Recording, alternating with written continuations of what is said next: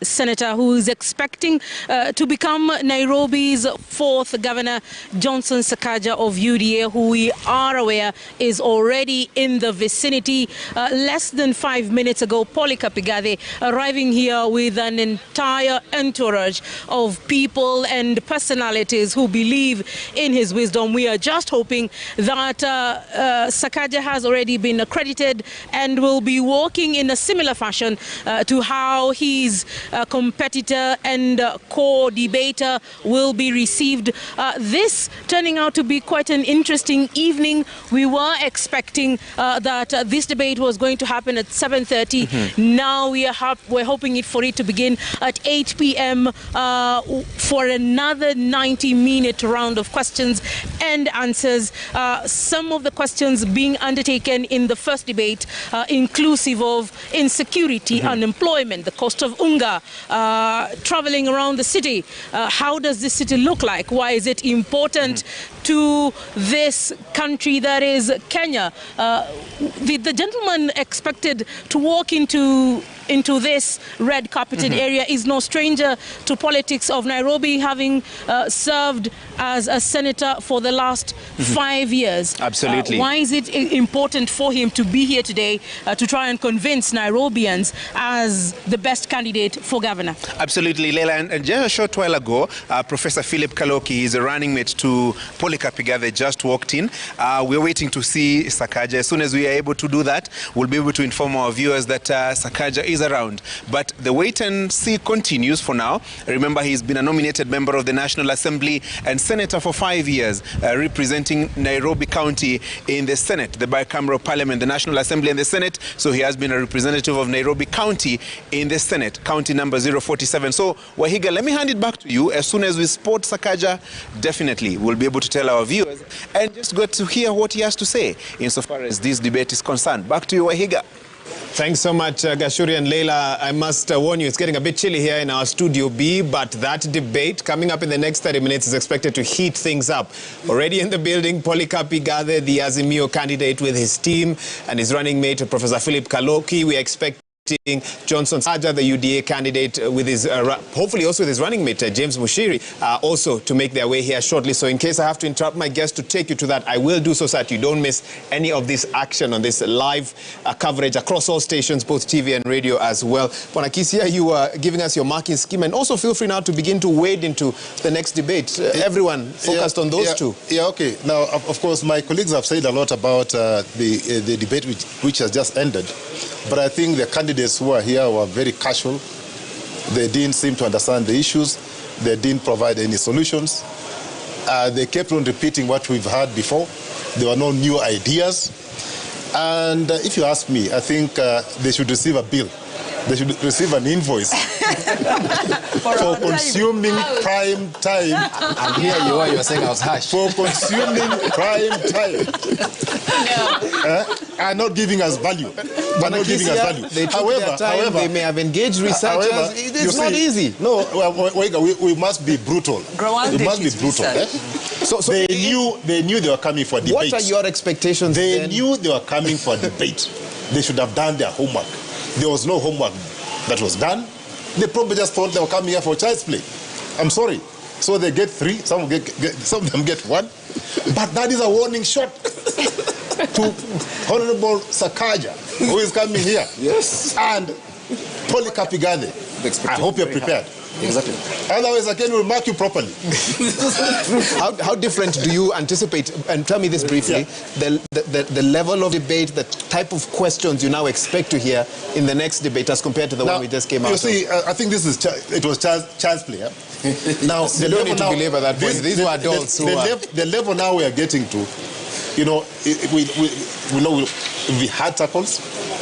We expect to deal with policy. We expect them to address the issue of strategy. We expect them to tell us how they are aligning Nairobi's vision and their tactics to Vision 2030. We expect them to tell us how they intend to do things given the manifestos their parties have delivered. Because, you see, you are not going to work in a vacuum. Already, the country has Vision 2030. It has about 7-8 years to go. Already, government has programmed itself for the next 7 to 8 years. So if you don't align your thinking to the national government thinking, to which in 2030 you may lose a lot, and you're in the capital city. So I expect these two gentlemen to tell us very, very clearly how they have aligned their programs to the national government, how they, for example, intend to retire the debts. We are now at 75 billion. When I left office, I think it was about 14 billion. Now 75 billion. How are you going to finance projects, capital projects, when you are heavily indebted? So how are you going to deal with the issue of debt? How, which areas are you going to prioritize in terms of service delivery?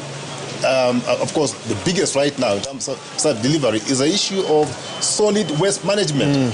Do you have a solution for solid waste management? I heard one of the candidates in the previous debate talk about, throwing litter. I mean, we churn out 3,000 tons of solid waste daily. How do you intend to deal with that? So it's not a question of telling people stop it now. That won't solve the problem overnight. But Professor Odote, for us to understand what sort of governors Johnson Sakaja or Polycarp Igathe or any of the others would be, you have to look at their DNA and sort of where they've come from. You probably know a little bit about these two individuals. What would you say separates them in terms of how they've come up, how Nairobians got to know about them as well? Just give us your analysis. Thanks, Wahiga. I think if you look at both of them, I think and Philip is laughing. I don't know why he's laughing. But if you look at both of them, I think what separates them is in terms of their background. If you look at both of them are fairly young, so they aren't too old. So you expect modern thinking, which is a good thing. But if you look at the experience that they have, one has an experience in politics, and that's Johnson. Johnson has experience in politics, having founded TNA, having been a nominated MP, having been a senator. So understands the political aspect of running a government. The other one understands management much more, having been in private sector for a long time, having essentially his life is corporate. I think his experience with politics was just 6 months. So I think the debate, and there's been a huge debate in the past. What does county governments require? Do they require a manager or do they require a politician? And the answer is out there. I think in 2013, we thought you required a manager. Later on in 2017, we got to get largely politicians. And if you look at the performance of the governors, you can't say whether the manager is better than the politician or vice versa. So I think that's going to be a lot of the conversation going to take place. On the one instant, when you talk about do you have the experience, the question is going to be what kind of experience? Is it management experience or is it a political experience? That's going to be the critical issue that's going to stand up between the two of them, in my view. And a very important point that you've raised that I want to hear more from Karen on. Karen, when you look at where Nairobi is right now, with NMS still very much involved in Nairobi affairs, with the challenges that Nairobi faces, rapidly increasing population, and the pressure from other capitals around the region who are seemingly shining as well, garbage and transport and housing and so forth. Does Nairobi or would Nairobi fare better in the hands of a career politician or a career professional? Is one of the debates I've been hearing out there, and I'd be keen to hear from you on where you think sort of is the best way forward. Nairobi would fare well in the hands of a leader, in the hands of a true leader, not a politician and not whatever else you're talking about. But even if it's a politician, are they leaders? Do they have the ability to tap into the power of the resource of the people they have? Do they have a track record to be able to actually transform one thing to the other? Do they have a vision? Are they committed to that? Are they committed to listening to people and implementing policies to the latter? So it's about leadership. It's not about politics or management. They both have a track record. They have led, IGATHE has led a business and a number of businesses, been in several businesses, actually. Several businesses. SAKAJA has been in the political space from student leadership at SONO at the University of Nairobi. So they both have a track record. But the question is, do they have the leadership ability to transform the county? That is the question. That's the big question for you this evening. Professor Omenya, I'm going to put you in the shoes of the moderators this evening, and they have their own questions which they'll pose. But if you had a chance to pose a question to each candidate this evening, Johnson Sakaja on one end, Polycarp Igathe on the other, only one, which question or questions, one for each, would you pose? I think I would pose two questions. You've added more than... No, there are two guys. One for each. So you can decide which one you take, who takes what. I think one key question is really about what the position Nairobi occupies in the nation, in the region, and in the globe. So basically, if you're looking at Nairobi as a potential future economic capital, literally, of Africa, how do you get the city there? The other question would be the other way, would be the reverse. Cities are for people. Cities are fundamentally for people. And currently, Nairobi is serving less than actually 10% of the citizens, largely corporates. And we are saying these invisible majorities that live in the slums, that contribute to the economy without getting a service, that, you know, have no place for their children to play, whose buildings collapse every day and die there, that walk to industrial area on a day-to-day basis. What are we going to do about them? Are we sending them to Sri Lanka, or will develop the city in a way that all the citizens prosper socially and economically? And what would they realistically do to deal with this dichotomy? The need to create a glitzy city with an expressway, and on the other hand, the need to ensure that this resident of the informal settlement, whose water has been increased today by 40%, who was already paying, 40 shillings per jerrycan, now they'll be paying 60, that this person actually finds Nairobi livable. That's the issue that I would have really wanted them to pose to the both of them. And coming to you, Wanjiru, before I hear from Philip Kisa, and you can respond, obviously, on the wider topic of any advice you'd have for the two candidates that will be coming up next. As much as there's great contestation to lead the county of Nairobi, that seat is a hot one. The first two office holders, I believe, are still battling cases in court at the moment over the same. What advice would you have for the next governor? You lead an accountability institution. What must they do to ensure that they tick the accountability box should Nairobians give them the mandate on the 9th of August? Well, yes, they should veer away from what has landed their predecessors into this problem. So it's more of what they should not do in their individual capacity. But I think the more crucial question is, how do you transform the culture? Because Nairobi has a culture dating back many years of ingrained corruption, unfortunately. And the issue of transformation is about changing systems. It's also about changing perspectives. It's about changing how we work and how we interact with each other. So beyond the ideas, because Nairobi has good policies. We were talking during the break.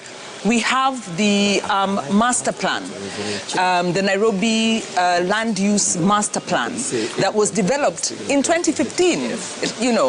We've got an integrated solid waste management plan that was developed for us by JICA and was, I think, enacted maybe in 2015 again. So we've got a public participation law. We have the laws. We don't have the culture. So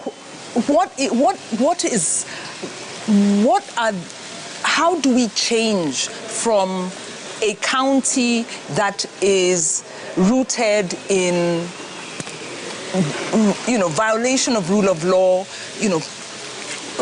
breaking rules, you talk about politicians, you talk about public officers. How do you transform that culture? I think is the bigger thing. Because until we close the implementation gap, I sit on the County Budget Economic Forum, or I used to. It kind of fizzled out. This is a statutory body that allows citizens to engage in the public finance management system. Now, this body was set up by Evans Kidero and kind of began working, but was always tokenistic, as we were saying earlier.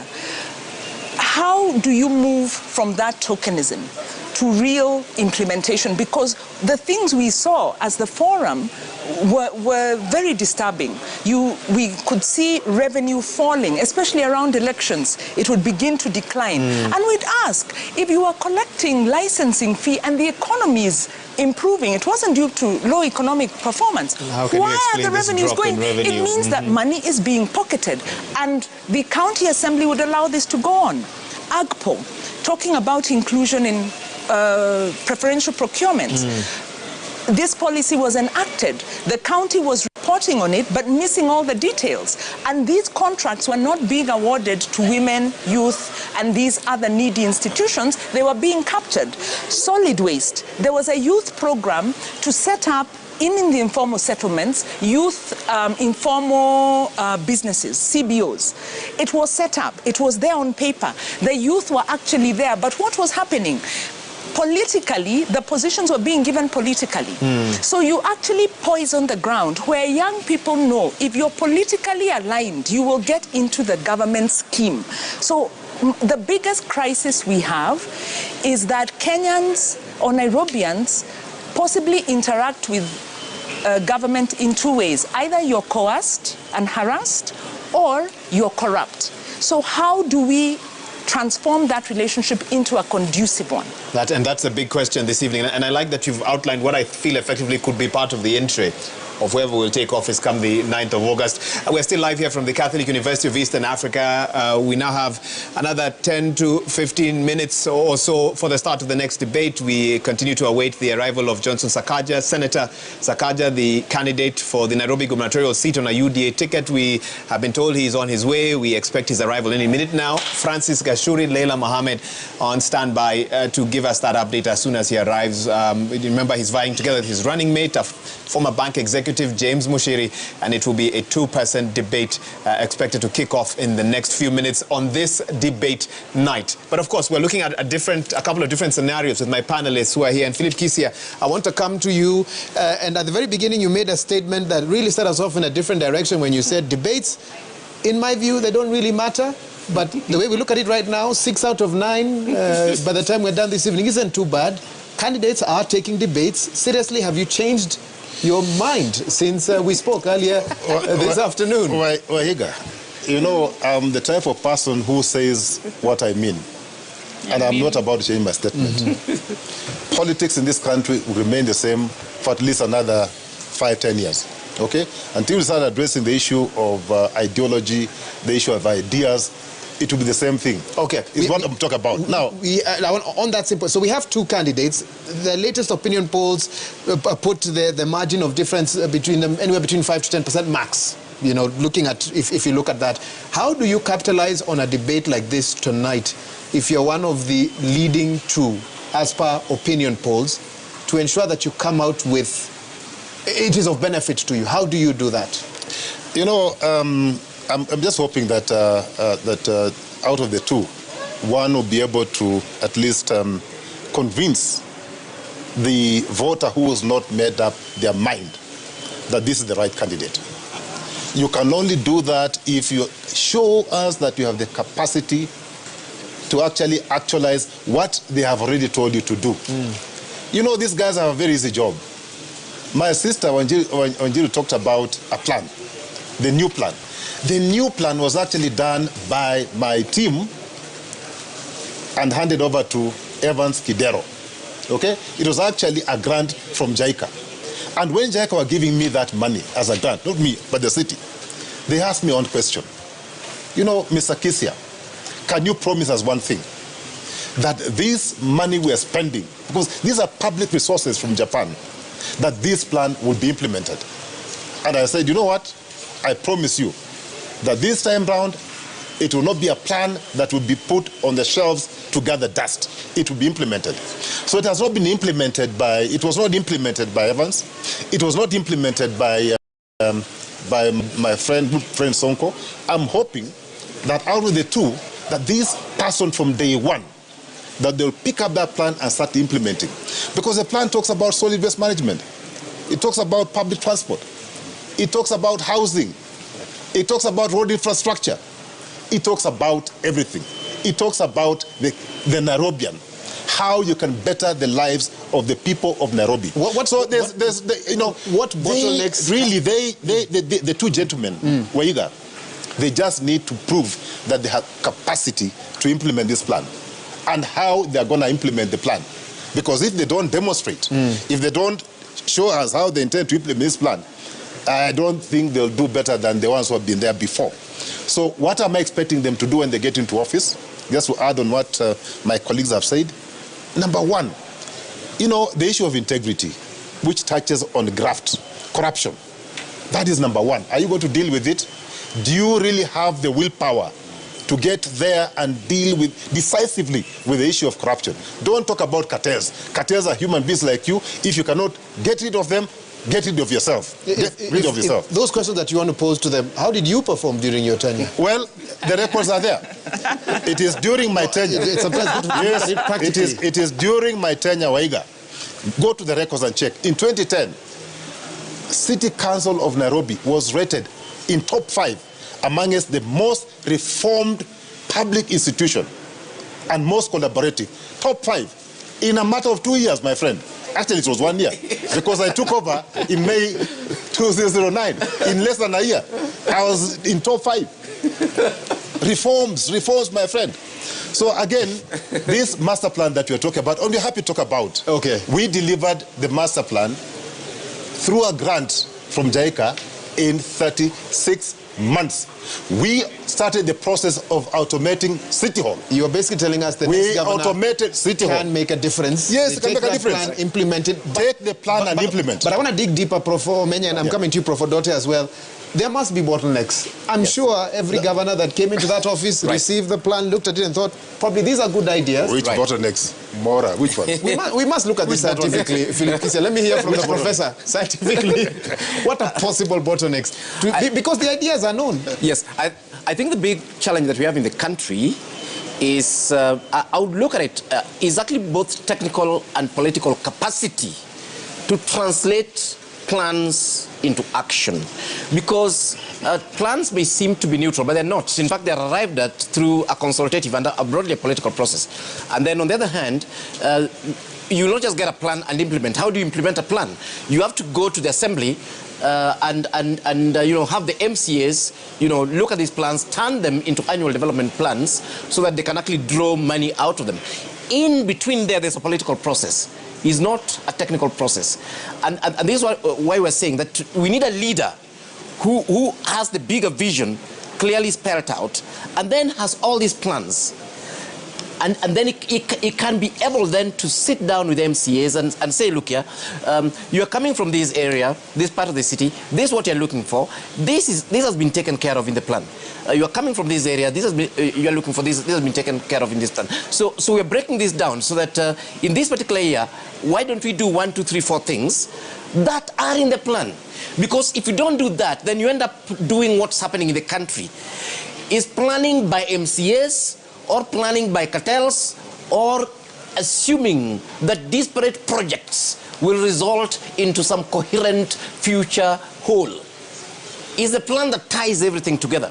And to me, that's what I want to hear from both Polycarp and my friend Johnson SAKAJA, that how will they be able to get these technical, very good documents that have been done, and nobody disputes that they're actually good documents, and be able to go through this political quagmire that is packed with all sorts of crocodiles called MCAs, and then be able to still deliver on these processes.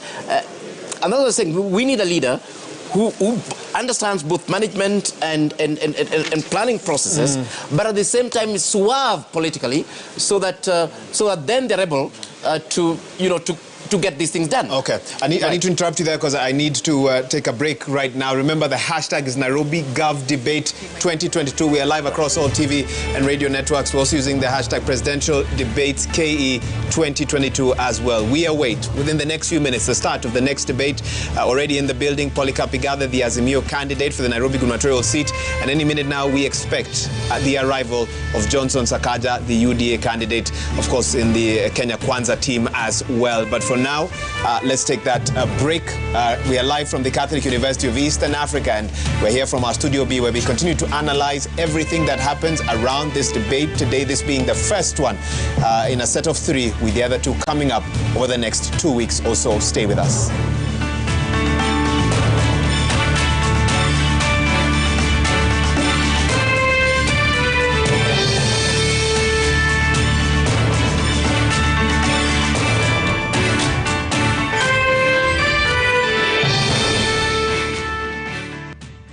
Check it. Let's talk about banking. Or let's talk about dreams and goals. Your dreams, your goals. If you're like Louise, you value doing biz with ease. Or maybe you're like that.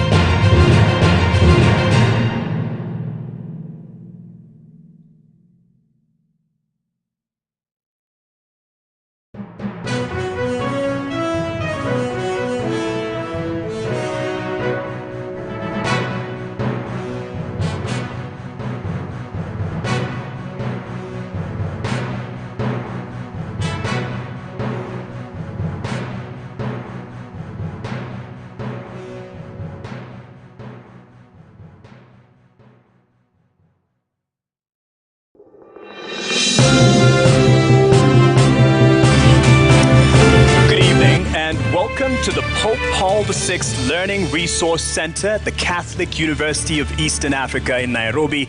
My name is Mark Masai of NTV. Na jina langu ni Zubeida Kome kutoka runinga ya KTN News. Kutoka popote pale ulipo na kukaribisha katika mdahalo huu unaowahusisha wagombea wa ugavana katika kaunti ya Nairobi. This is the final of 2 debates involving the 9 candidates cleared to run for governor. In the second debate, we are hosting Senator Johnson SAKAJA of the United Democratic Alliance, UDA, which is affiliated with the Kenya Kwanza Alliance, and Mr. Polycarp IGATHE of the Jubilee Party, member party of the Azimio la Umoja One Kenya Coalition Party. Kulingana na kanuni zinazosimamia mdahalo huu, wawaniaji wana muda wa dakika 90 za kulumbana kupitia maelekezo na maswali kutoka kwangu na mwenzangu Mark. Maswali tumeabuni wenyewe na hayajajadiliwa na wahusika kwenye mjadala huu. And our questions are clustered into 6 segments, each running for 15 minutes. As per our debate rules, each candidate has 2 minutes to make an opening statement, 1.5 minutes to answer a question, and 60 seconds for a rebuttal. The topics have been carefully selected after a thorough assessment of sentiments of the regular residents and voters in the city of Nairobi. Na maelekezo yetu pia yanahitaji wagombea wanaoshiriki mjadala huu kuzingatia tasfida wakati wa mjadala, kumaanisha kwamba wasitumie lugha chafu ya matusi au kudhalilisha wenzao, waendesha mjadala na watazamaji wanaofuatilia mjadala huu mbashara. Lugha ya maneno au ishara zinazoweza kutafsiriwa kuwa matusi hazitaruhusiwa kutumika kwenye mjadala huu. The same responsibility is shared by the audience seated here in this auditorium. Debate rules do not permit any cheers or jeers, except now, when we turn our attention to the debate platform to welcome the candidates Polycarp IGATHE and Johnson SAKAJA. Na mtazamaji, kuingia katika ukumbi huu tulikuwa tumeweka kura ambayo ilistahili kuelekeza ni nani ataingia kwanza na kuwapa nambari wale wawaniaji wawili ambao tunatarajia kwenye mdahalo huu. Kwa sababu SAKAJA kufikia sasa hajawasili, inamaanisha kwamba Polycarp IGATHE wa Jubilee ndiye atakuwa ukumbini kwa hivi sasa. And the show must move on, so we will call in this first candidate, Polycarp IGATHE of the Jubilee Party.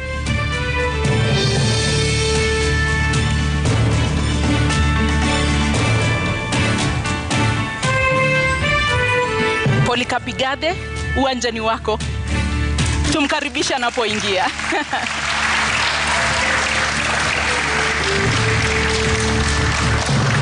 Thank you. Maintain the position of your podium for the length of this debate. And as indicated, our starting time was clear to all the candidates invited. Thank you for honoring this invitation. And that slot remains open for Johnson SAKAJA, the UDA candidate running for governor. I'll start with you, sir. And in leadership and integrity, definitely we look at the importance of that within your leadership once you or when you make the governorship. But start us off by telling us what separates you apart from your competitor. Thank you very much for that question, and thanks for having me. I'm a product of Kenya's public education system. I'm a product of Kenya's public health system. I was born in Pumwani Hospital. I was educated through Kenya's public education system. I went to a public university, the University of Nairobi. And that sets me apart because in all those three levels, I came out through my upbringing by my dad and mom. My mom, who was a primary school teacher, Mrs. Kamau, and my dad, Mr. Kamau, who was an accountant. My teacher, Francis Bogongare, who I'm very proud is watching me from his home in Meru today. My English teacher, Mrs. Kathucha. These people, my teachers, my parents, my early bosses, and my latest boss, Dr. James Mwangi, taught me three things which sets me apart. That approach every task, approach every calling with high intention, with sincere effort, and with intelligent execution. High intention is prayer. Sincere effort is hard work. Intelligent execution is discipline. That is what we call a PhD. That sets me apart. And Nairobi, I bring a PhD attitude to the job. Give it to me. Thank you. Naam, umetaja pale kuhusu masuala ya elimu, familia yako ina ueledi wa masuala ya elimu. Wewe mwenyewe umesema kwamba ni msomi wa katika chuo kikuu cha Nairobi. Je, unadhani ni muhimu kwa mgombea kuwa na degree ili kuweza kuongoza kaunti ya Nairobi? Ni muhimu kwa mgombea kiti chochote ambacho kiko katika katiba ya taifa letu kuwa amehitimu na amefikisha kiwango ambacho kinakubaliwa na katiba. Kwa hivyo huo umuhimu sio mimi kusema, ni katiba imesema. Ni lazima uhitimu uwe mwalimu, lazima uhitimu uwe daktari, lazima uhitimu uwe mechanic. Hata kuosha gari inahitaji uwe umehitimu au kuwa waiter. Kwa hivyo hata hii kazi ya gavana inahitaji kuhitimu, na hilo ni jambo ambalo latakikana na katiba ya taifa letu la Kenya. Lakini unadhani kwamba kuwa na degree ni ishara tosha kwamba utakuwa kiongozi bora? Kwa sababu kusoma ni kitu kimoja, uongozi ni kitu kingine. Je, kuwa na degree ndio ishara kwamba utakuwa kiongozi ambaye anastahili? La hasha, ni mwanzo. Kwa sababu lazima uwe umefikisha kiwango cha usomi. Lakini jambo muhimu kuwa kiongozi ni kuwa unaelewa masuala ambayo unakuja kuyashughulikia. Na pia la pili, pia wewe uwe ni mtu ambao wapenda watu. Hii kazi ya siasa, kazi ya kutumikia watu, ni kazi ambayo unaifanya kutoka kwa roho yako. Na lazima uwe ni wewe ni mtu ambaye namba moja mcha Mungu, mtu ambaye anapenda kuhudumia watu. Na mimi maisha yangu yote nimefanya kazi ya huduma kwa wananchi. Nimeuza soda kwa kiosk, nimeuza bairo kwa bookshop, nimeuza pombe kwa bar, na hivi karibuni nilikuwa nauza pesa kwa mama mboga, kwa watu wa matatu, kwa watu ambao tunawaita wachuuzi wa kawaida. Kwa hivyo hiyo uzoefu wangu wa kazi umetokana na kushughulikia watu wa kawaida katika kazi ya mauzo, hasa katika sekta ya kibinafsi. It has been the accusation leveled against your side by your competitor.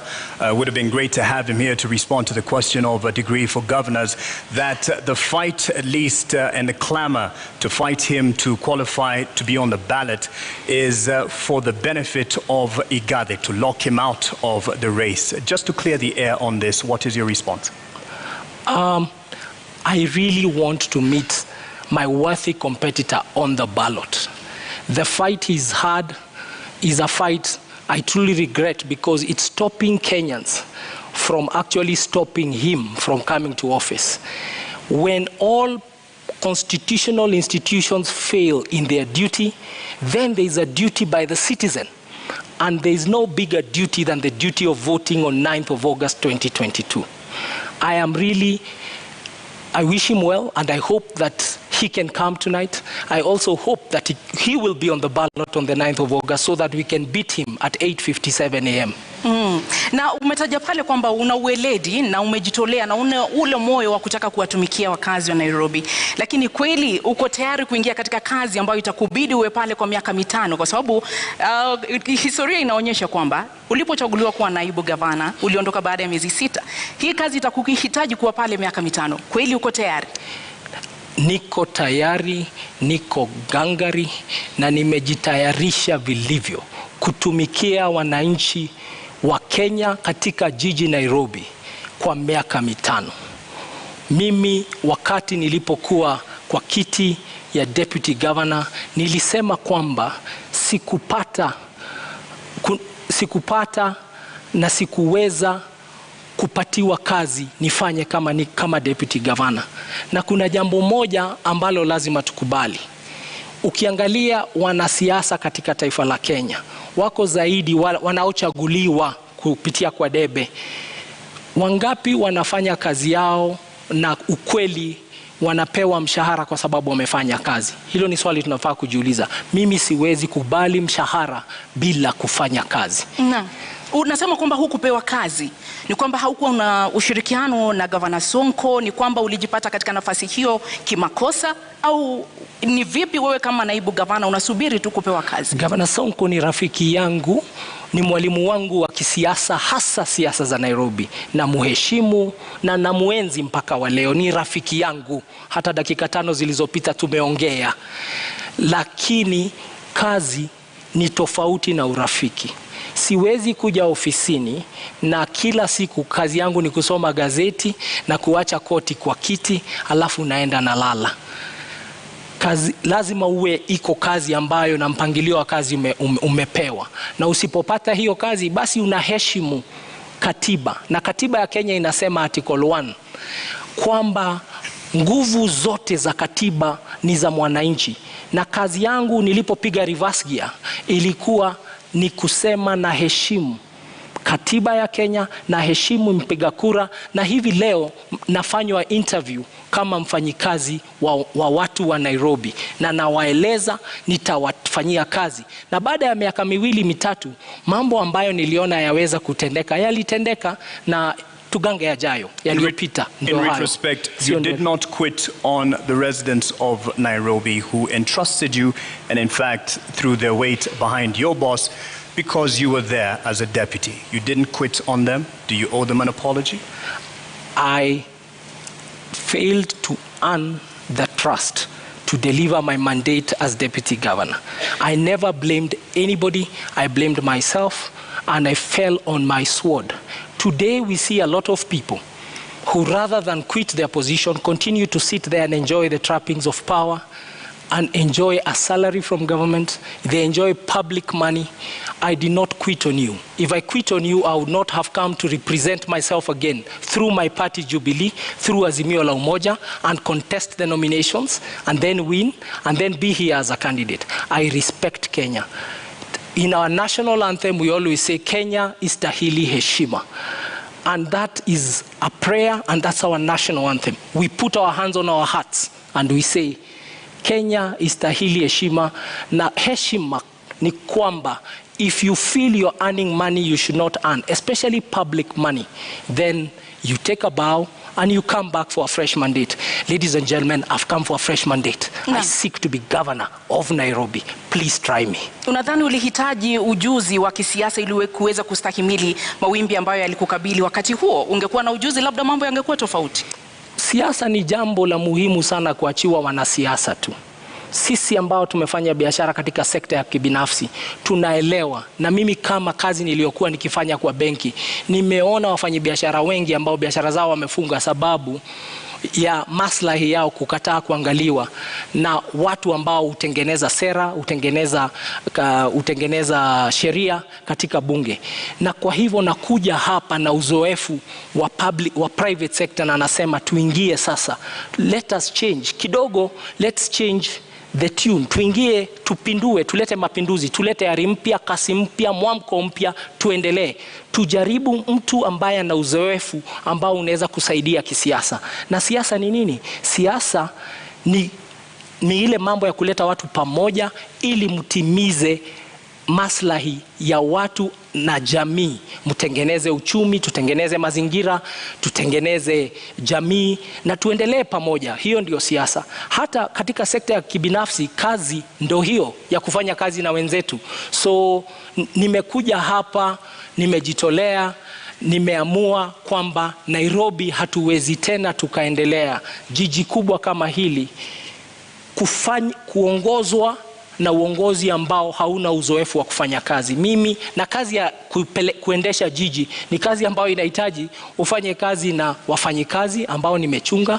Nimeendesha makampuni ambayo iko na wafanyikazi maelfu, budget za mabilioni, na ndivyo nasema nafikiri nina uzoefu. Hii kazi ya budget pate kiongozi bora, kwa sababu wakipata kiongozi bora tutapatia wananchi wa Nairobi huduma na taifa letu litakuwa nzuri, na nitakuwa nimefanya kazi yangu kama mwananchi wa taifa la Kenya. You do have the decorated profile in terms of the boardroom and the qualifications therein. Politics is part of the game, and especially for a county like Nairobi and the position it has nationally.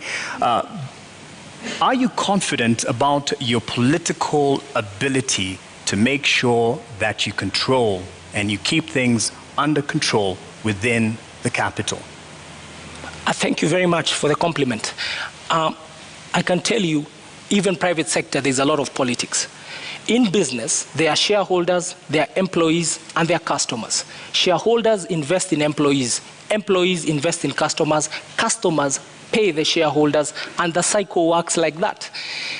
In politics, the shareholder is the political party. The political party then nominates candidates who come as politicians and civil servants who come as civil servants. And the work of civil servants is to then serve the public.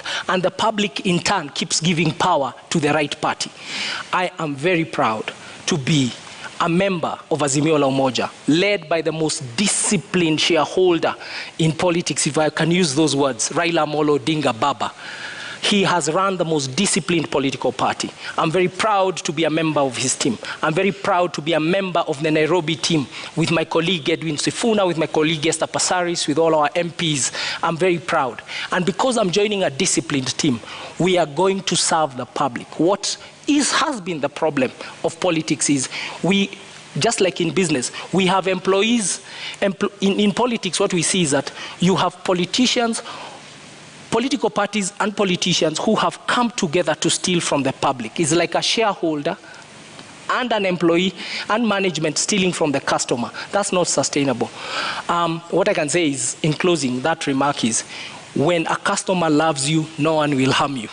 When a voter and the public loves you, no one will harm you. We are seeing it in Sri Lanka. We are seeing it in very many countries, that people are eventually the silent majority. We have in Kenya, we have a very big silent majority. Quiet people, decent people, honest working people who go about their lives. They are really tired of the circus of usual politics, of insults, of drama, of coming late for interviews, of eligibility to a job. It just says this is what the eligibility. People are really tired. And I know that because I live amongst the people and I'm a son of this country. People just want a normal servant, service person. They just want a politician or a leader who just gets the job done. And me and my partner, my deputy governor, who's an accomplished scholar, Professor Philip Kaloki, we are just here to get the job done. And we have come with a full blessing of our party, and we have fused a lot of ways: the Wiper way, the ODM way, the Jubilee way, the NAK Kenya way, the KANU way, the UPIA way, the DAP way. We have fused that, and that is the genius of this thing called Azimio la Umoja. Kenya will never be the same again, because you Kenyans have decided to vote for Azimio la Umoja on 9th of August 2020. Umetaja pale kiongozi wa Azimio Raila Odinga na ukamtunukia sifa kedekede. Je, uamuzi wako wa kuingia katika kinyang'anyiro hiki ulikuwa ni uamuzi wako wa hiari, wa binafsi, au ulikuwa uamuzi wa Raila Odinga na mrengo wa Azimio la Umoja? Uamuzi wangu kuingia siasa niliufanya tarehe March mwaka 2017. Ndipo niliamua kuingia kisiasa kabisa. Na mimi nimekuwa member wa Jubilee Party kutoka wakati huo. Watu wengi wanasema nimeingia siasa hivi sasa. Nilichaguliwa na kura 869,000. Nafikiri na 2017, wacha nimalize. Kwa sekunde chache naomba. Nilichaguliwa na kura 869,000 wakati uliopita. Na sasa nimerudi tena kusimama. Ni uamuzi wangu binafsi wa kuja kwa siasa, na nilipigania kiti, nikang'ang'ania kiti, nikashinda tikiti ya chama tawala Jubilee. So IGATHE is his own man. IGATHE is his own man, and he won his nomination. He canvassed for his nomination politically within the party. Right. And within the party, we also had two other candidates. The people who were running against me also did not have degrees, and I bet them. All right, on that point, I think you'll be happy with this intervention, because your competitor for the governor's seat has arrived, and would like to now call in Senator Johnson SAKAJA. Hey, karibu mdosi. Sasa bro, how are you? Good, how are you doing? Good, karibu sana. Good to see you. Pole. Traffic mbaya tutasort. Thank you very much. Senator SAKAJA, why are you late? Well, my opponent is used to head start, and so I wanted to give him an opportunity, and we're here. Lakini mbona umekuja kuchelewa? Nilikuwa nataka kumpa nafasi, aanze, amezoea kupatiwa nafasi ya kwanza. Na hakuna haja kuzingatia hiyo zaidi. I think we all know the head start we're talking about, that is from government, TC, but good to see you, Polycarp. Good to see you, SAKAJA. Welcome, I look forward to a good debate. Thank you. All right. What separates you from your top competitor for the governor position? Well, Polycarp is a great man. He's a friend of mine. We've been in Jubilee together. We've campaigned together. I think what separates us is the heart to work for the people. He's had a career in the corporate sector. I've had a career in public service and in leadership. The problems this county has, the challenges in our city, the issues we need to deal with, need solid political leadership, and that is what I know. Naam, swala la maadili katika uongozi lina umuhimu gani katika siasa zako, katika kampeni yako, katika mchakato huu mzima wa kuwania kiti cha ugavana katika kaunti ya Nairobi? Swala za maadili ni muhimu sana, kwa sababu kiongozi sio tu yale ambayo unasema ama yale ambayo unazo kama fikra, ni yale ambayo unafanya. Integrity is extremely important, na mimi nazingatia masuala yote ya maadili. I think integrity defines who you are. And it's not about who you are in public, but also who you are in private. And that's what defines a leader, because as a leader, your work is to set a good example. Your work is to show, the community and the society where to go to. And so, of course, integrity is not perfection. Integrity is not pontification. Integrity is not saying that you'll never make any mistake. Integrity is taking responsibility. And integrity is being able to stand up and say, yes, on this I'm right, and yes, on this I'm wrong. That is integrity. You speak about abiding, and part of the requirement for governor is the competence and the credentials. Yes.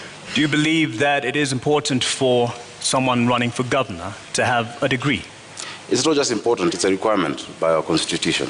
Do you have a degree? That's the reason I'm here. That's the reason I've been gazetted.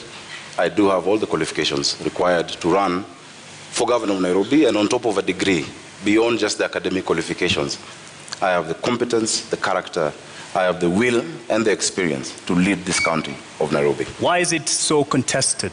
Because as I've said, the heads that's being sought include that. I think, and I feel bad for my opponent because majority, or rather the biggest part that his team has been relying on was not to have me on the ballot. I'm glad I had his aid, because I've been around, I've been in this complex and listening, saying that, you know, he wants me on the ballot.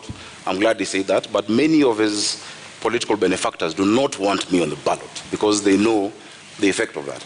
I do have a degree from Team University. I presented it on the 6th of last month to the competent authority, which is the Commission for University Education. After that, it was presented to the counterpart commission in the, in our neighboring country. They verified it. Many people have said that I'm trying hard to prove that I have one. Actually, it's my detractors trying hard to prove that I don't have one. Now, this issue is before the court, and the reason I sympathize is that if my opponent and his team focused on going to the people, then they would stop looking for solace in the courts. I have it. In fact, I would want to display it today to all of you to see. I don't know how you'll verify it, but the competent authorities and institutions that have to verify it have actually said it is correct. Na kwa dakika moja unusu, kwa sababu sasa hivi tutaanza kuzingatia muda kulingana na sheria na masharti ambayo tuliweka awali. Kwa dakika moja unusu, endapo utachaguliwa kuwa gavana wa kaunti ya Nairobi, kisha baadaye kesi iwasilishwe mahakamani ambayo itabatili ushindi wako, utawajibikia wakazi na wapiga kura wa Nairobi? Hakuna kesi inaweza kubatili ushindi wangu, kwa sababu kwanza ushindi wangu, unajua ndugu yangu anaongea juu ya 8:57 am. Ushindi wangu utadhihirika, utaonekana.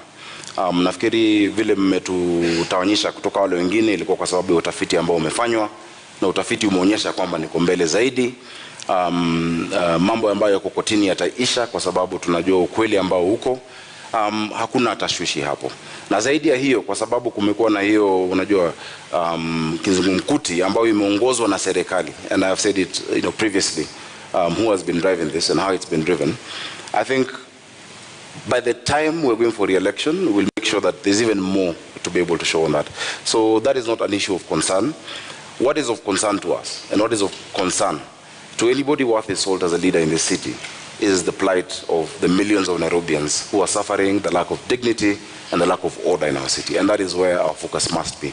So I do not expect any challenges beyond that, because what is out there is political propaganda. If you look at the lengths that the state has gone to try and stop my candidature, if you look at the resources deployed, including diplomats and the ambassador, etc., intimidation of institutions, revoking and revoking, etc., then you know that there's something there. And I think nothing of that source will stand the test of time. Are you saying that those who are backing this fight for your contestation for the position of governor are behind your competitor? Yes. What do you say about that? You have an opportunity to respond. Our worthy competitors have pitched themselves as victims, and their entire platform is victimhood. That they are victims of the weather, they are victims of the law, they are victims of what they call the system. But facts are facts, and the truth is the truth.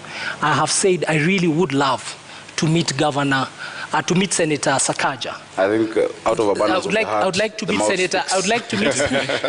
I would like to meet Senator SAKAJA on the ballot, because on the ballot, so that we can beat him, and so that the people who are the last line of defense when all other institutions fail, prove to him that they know better. That wajinga waliisha Kenya, na waliisha Nairobi. If any other institutions fail, the people should never fail on the ballot. Na muda umekwisha. Senator SAKAJA, je, uamuzi wako kuingia kinyang'anyironi, ama niweke hivi, uamuzi wa kuingia kinyang'anyironi ulikuwa wako binafsi au ulikuwa wa chama na kiongozi wa chama? Nimefurahi kwanza tumemaliza hicho kipindi, kwa sababu I'm able to prove and to show that I have the qualifications, and that is going on. I'm looking forward to it. And I know millions of Nairobians everywhere I've gone to tell me every day that they're praying, and because they can see that big hand of the state, and we shall be vindicated in due course. When there's time after this, I'm available to speak to that. Of course, my intention to run for governor of Nairobi has been my intention. I've grown up in this city. I was born in Ngara. I've seen this city when it had some semblance of, a working city. And I've also seen the lack of dignity and order in our people. The lack of dignity when Mama Mwende in Kayole had to watch her daughter die at Mama Lucy because of an ambulance. I've seen that, and I've committed myself to lead the charge of providing order and dignity in the city. So it was my decision, it is my decision, and beyond that, it is a resolve of the millions of Nairobians to rescue this city from state capture.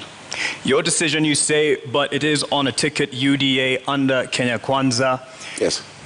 If you are elected as governor, how much of a burden will the patrons of your particular alliance have or be to your leadership as governor? I think I've distinguished myself over the years as an objective leader, as a leader who stands his ground, as a leader who stands on principle. Many times, even before what my competitors and their colleagues thrive on, they like talking about the handshake, I've demonstrated what we call siasa safi.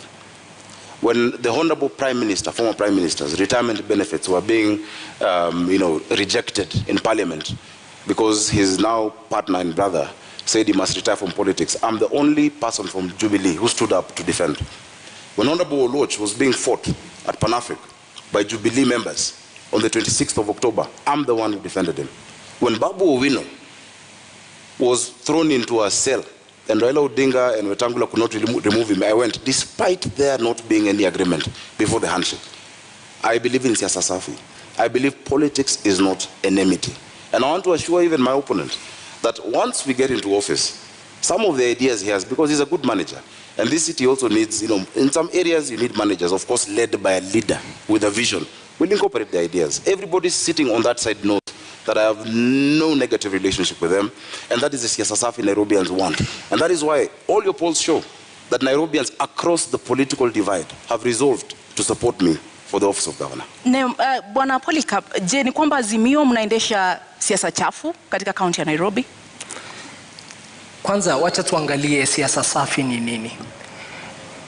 Mwaka uliopita taifa la Kenya, the amount of money, pesa ambazo walituma kwa serikali gatuzi kutoka kwa serikali ya kitaifa was 370 billion shillings. 370 billion, Nairobi ilipata 19 billion.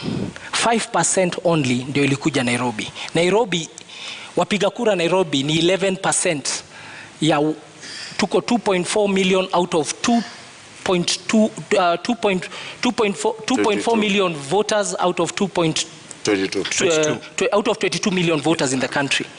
Now, Nairobi contributes 2.2 trillion wame collect Kenya Revenue Authority. 60% ya hiyo 2.2 trillion imetoka kwa viwanda na wafanyi biashara hapa Nairobi. How does somebody contribute 60% of revenue and you only share 5% back? Na hiyo siasa safi ndio seneta wetu amefanya katika Senate. Kazi ya seneta ni kutuombea pesa. Ametuombea tu 5%. Alienda huko kufanya kazi ya county zingine. Hapa ndio sababu Nairobi hamna mashule. Tuna nasari pengine 211. Tuko na health centers kidogo sana, da dispensary. Na ndipo njaa na umaskini umekithiri hapa kwa sababu watu hawajui Nairobi is unaffected and a very poor country. Muda wako umekwisha. A very poor county. Muda wako umekwisha. That is not siasa safi. Bwana SAKAJA ameuliza umetetea vipi county ya Nairobi ulipokuwa seneta katika kipindi hiki cha takriban miaka 5. Je, kweli umewajibika kama seneta wa county ya Nairobi? Zaidi. Na zaidi ya wote wengine ambao walichaguliwa kama maseneta. Ukiangalia utafiti ambao umefanywa kwa miaka 3 ambayo imepita, for the last 3 years running, I've been rated the best performing senator in the Republic of Kenya. I brought more bills, more motions, more questions about the county administration of Nairobi than any other senator, and you can check. I can see you have laptops. You can check that.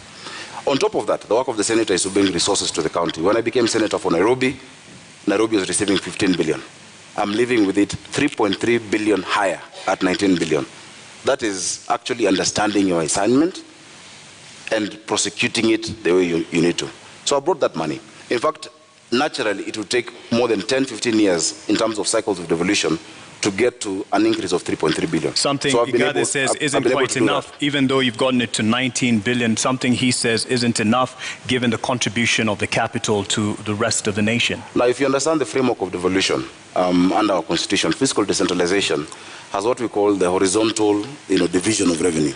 In that horizontal division of revenue, you have a county allocation of revenue bill, where you divide the amount that is given amongst the counties. So, of course, there is a ceiling of what has been given to all counties. What I have fought for is the fair share for Nairobi City County, which remains to be the highest, and over and above what any other county gets. IGATHE, you have a response on that? I don't know how much is enough. What Senator ensured persisted in this country is a philosophy that is unsustainable, that you take from people according to their needs and give to others according to their ability and give to others according to their need. Nairobi is a very needy county, and the criticism I'm proffering here and submitting to him is that as senator, what did you do to help Nairobi overcome the hunger, the deprivation, the desperation in the informal settlements? Did you bring that matter to Senate? Did you make people understand that case? Instead, what we saw, he was a leader of a group called Team Kenya that even removed incentives for county to generate their own revenue. We used to get 1% extra if you generate your own source revenue. Like Nairobi is only generating this is going to do about 9 billion of its own revenue. So the county, the CRA, Commission for Revenue Allocation, was giving us brownie points as a county if you collect your own revenue and you don't rely on the national government. And these are some of the things he did not protect as our senator. So how does somebody fail or does not succeed in their task, and then you give him the job of governor? Na ulifeli katika kutetea na kulinda rasilimali za kaunti ya Nairobi, na ukiwa seneta kwa takriban miaka 5 ambao umekuwa katika uongozi, umeweka mikakati gani kudhibiti na kuimarisha ukusanyaji wa mapato katika kaunti ya Nairobi ambayo yameonekana kudidimia? 19 billion from 15 billion is success. It's an improvement. In fact, if I succumbed to the sloganeering that my worthy competitor is talking about, which in fact his argument is the best case to show that education does not necessarily equate to intelligence. Because if I bring a box and tell you this is 1 man 1 shilling and it's 1,000 bob to you, and inside it's 500 shillings, would you accept it? What they were offering Nairobi Polycarp was 134 million shillings more. I refused with my Team Kenya.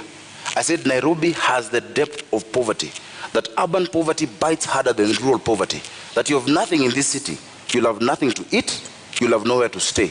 And I refused that 135 million shillings and got 3.35 billion shillings for the people of Nairobi. If I was just to fall for the empty slogan, Nairobi would still be at 15.8 billion shillings today. So I'm very proud, and I'm proud of all my members, because not only did I secure that for Nairobi, I showed this country that there is no Kenya A and Kenya B. There's no second-class county in a first-class country. And I stand my ground that we must be patriotic. Even as we're in Nairobi, we have people from all across the country. On top of that, I can list you the bills. I brought the startup bill. I brought the prompt payment bill. I brought the National Disaster Management Authority bill in the Senate. I have fought for Uber drivers, Taxify and all digital hailing apps. I have spoken about the demolitions and even stopped demolitions that are going further. I have done a lot. In fact, if you gave me maybe an hour or so to just list the things I have done in the Senate, and I hope the next Senate of Nairobi will be able to fill in those big shoes, that response, because it is work that we've done. Let's push on with that aspect then on. You talk about not having enough funds allocated to Nairobi given its place in the nation.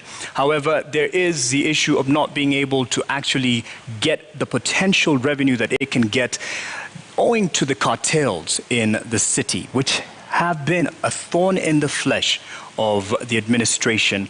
But it can be argued also fostered by the leadership. What will you do to get rid or deal with the cartels? IGATHE, you have a minute and a half. Thank you very much for that question. Nairobi collects, for sure, way above 200 million shillings every day. But what ends up in Nairobi coffers is around and about roughly 40 million a day. So over 160 million shillings is lost every day. That's the fact. We've had a senator whose work is also oversight, and Senator SAKAJA. You had a chance to be seen in this country oversighting the county of Nairobi.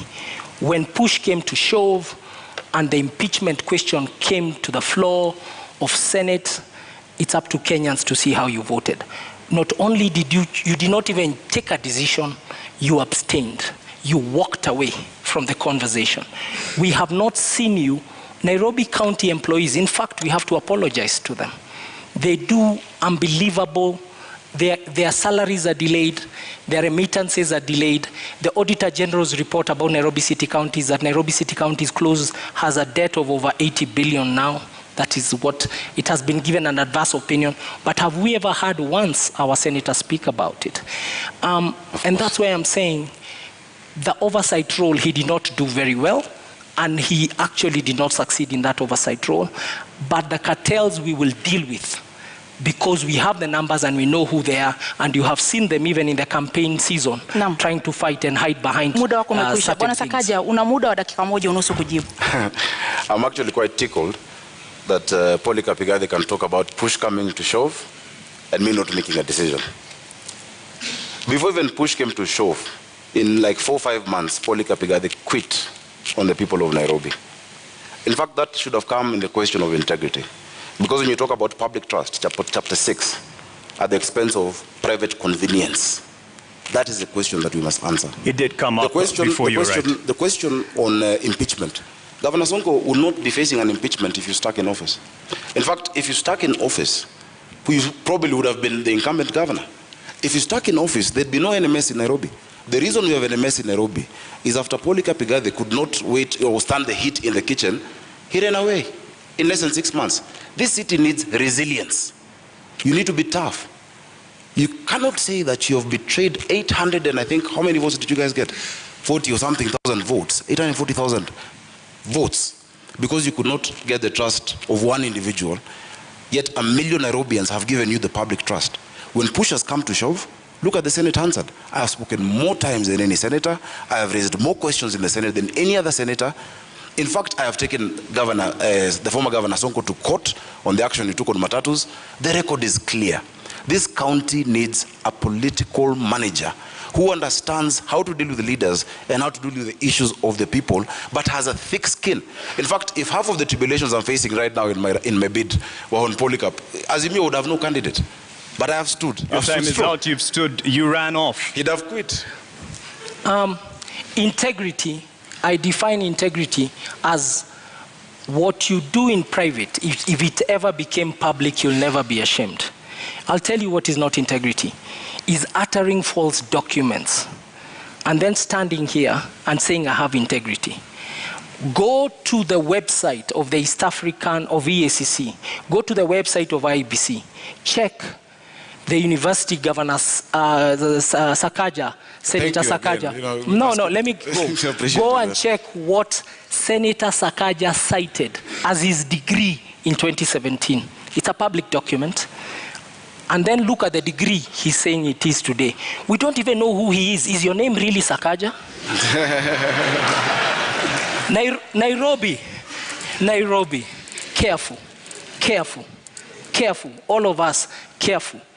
We can no longer entertain charlatans in positions of high national responsibility. And charlatan is not an insult. It's people of questionable integrity. It's people and individuals who come to steal from you wholesale to distribute retail to their friends. And I submit to you, the man to my left will do exactly that. Careful. I think the man to my right did exactly that by running away from the mandate given to him by Nairobians. Actually, the entire mess we have in this city. Because when he ran away from office, and I think he said somewhere because he got a bigger salary somewhere, I don't know.